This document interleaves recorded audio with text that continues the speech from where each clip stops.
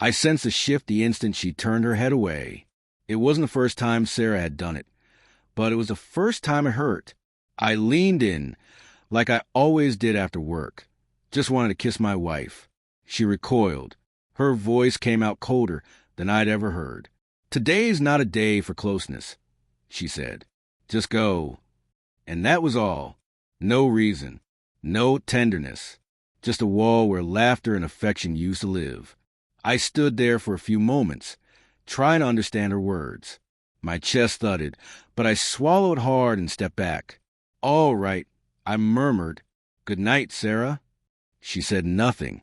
That night, I slept in the guest room, staring at the ceiling, listening to the faint buzz of her phone vibrating again and again. We'd been married 6 years. 6 years of dreams, petty arguments, and the quiet, daily warmth that makes a marriage feel like home. Sarah had been my anchor, my confidant, my entire world.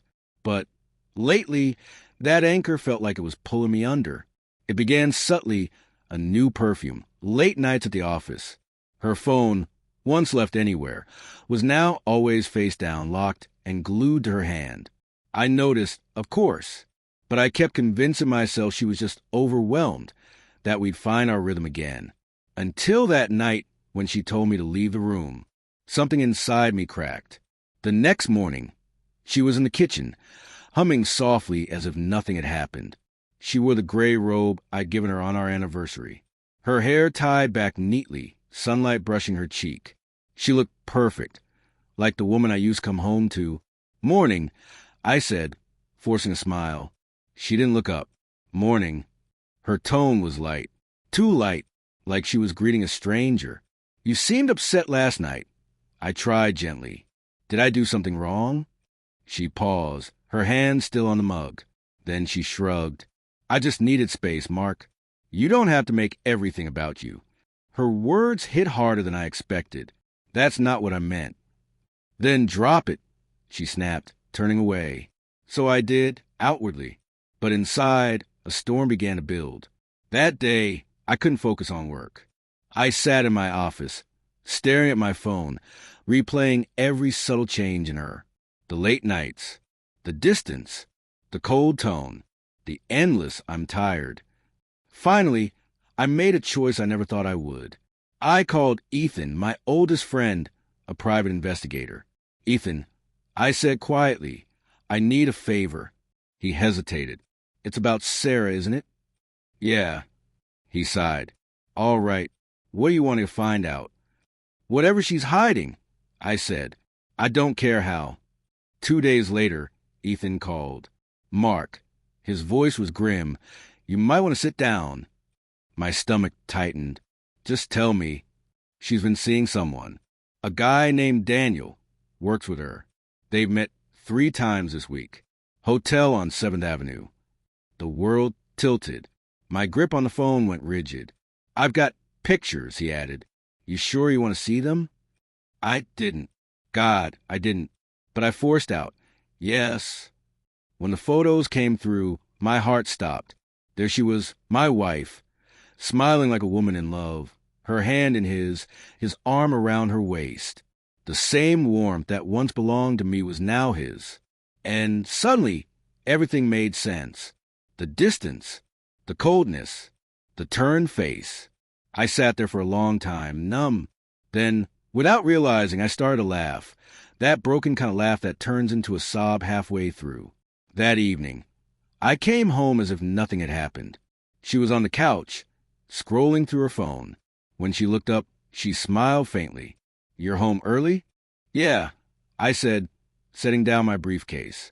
"Thought we could have dinner together." Her brows lifted slightly, surprise flickering in her eyes. "Oh, sure." We ate in silence. I watched her talk about her day. Calm, composed, eyes bright, a flawless performance. If I didn't know the truth, I might have believed it. When dinner ended, I stood and said, "I'm glad we had this time together." She smiled softly. "Me too." I leaned in, just like before, and whispered, "I hope he makes you happier than I did." Her fork froze midair. Her face went pale. "What did you just say?" she whispered. I set my phone on the table, Screen up, photos visible. Her expression shattered instantly. Mark, it's not what it looks like. Don't. I interrupted. Don't insult me with lies. I already know. Tears welled in her eyes. I didn't mean for it to happen.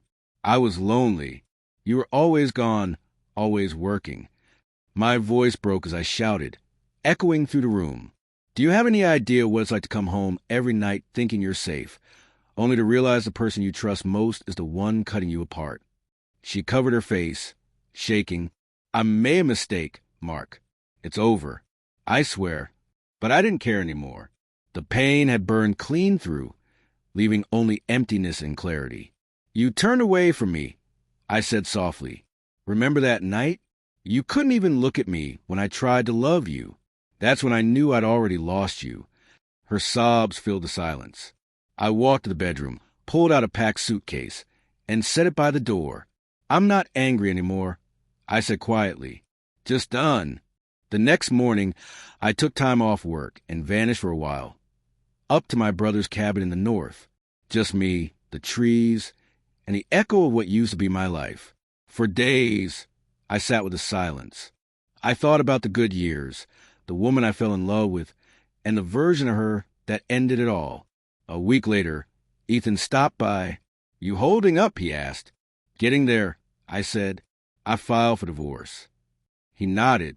You're doing the right thing. I don't know if it feels right, I admitted, but it feels necessary. He gave me a sympathetic look. She'll regret it, you know. I stared out at the fading sunset. She already does, I said quietly. A few weeks later, Sarah showed up at my office. Her eyes were swollen, makeup streaked. Mark, please, she whispered. Can we talk? I stayed calm but distant. There's nothing left to say. I made a terrible mistake, she cried. He doesn't love me. He used me. I miss you. I miss us. Her words might have shattered me once, but now they meant nothing. I looked at her, this woman I once would have crossed the world for, and felt only pity. I loved you more than anyone, I said softly, and you threw it away for someone who saw you as temporary. That's your burden to carry, not mine. She reached for my hand, but I stepped back. Goodbye, Sarah. As she turned and walked away, I felt the first real breath of peace I'd had in months. That night, I stood by the window of my new apartment, watching the city lights blur in the rain. For the first time, I didn't feel broken, just free. Love, I realized, isn't about clinging to someone who's already gone.